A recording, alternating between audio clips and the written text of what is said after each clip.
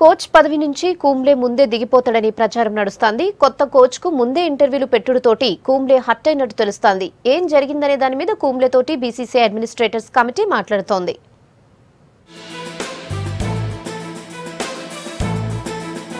Team India dressing room లో గొడవలు ఇంకింత ముదిరినాయి. Captain Virat Kohli, head coach Anil Kumble మధ్య జగడం మరింత ఎక్కువైంది. ఛాంపియన్స్ ట్రోఫీ అయిపోయేదాకా టైమున్నా కుంబ్లే అప్పటిదాకా ఆ పదవిలో ఉండేటట్టు కనబడతలేడు. కోచ్ గా ఉండు కెప్టెన్ కు ఇష్టం లేదని తెలిసినాక ఇంకా అదే పదవిలో ఉండుడెందుకని కుంబ్లే అనుకున్నట్లున్నాడు.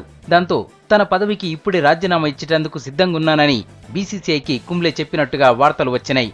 కోచ్ గా కొనసాగుడు తనతోటి కాదని, ఎవరినైతే వాళ్లను పెట్టుకోవాలని బీసీసీఐ పెద్దలకు చెప్పినట్టుగా ముచ్చట చక్కర్లు కొడుతుంది.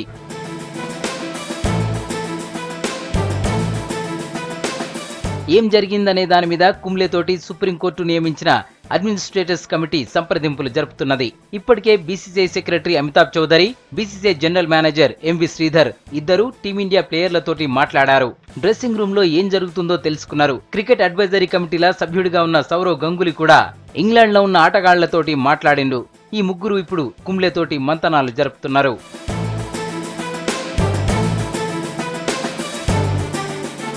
సీఓఏలా తన పదవికి రాజీనామా ఇచ్చిన రామచంద్ర గుహ కమిటీ హెడ్ వినోద్ రాయ్ కు ఓ లెటర్ రాసిండు. ఎందుకు రాజీనామా చేయాల్సి వచ్చిందో చెప్పుకుంటేనే లెటర్లా 7 ప్రశ్నలు అడిగిండు. కుంబ్లే ట్రాక్ రికార్డ్ మంచిగున్నాక కూడా కోచ్ పదవికి ఇంటర్వ్యూలు పెట్టడాన్ని ప్రశ్నించిండు.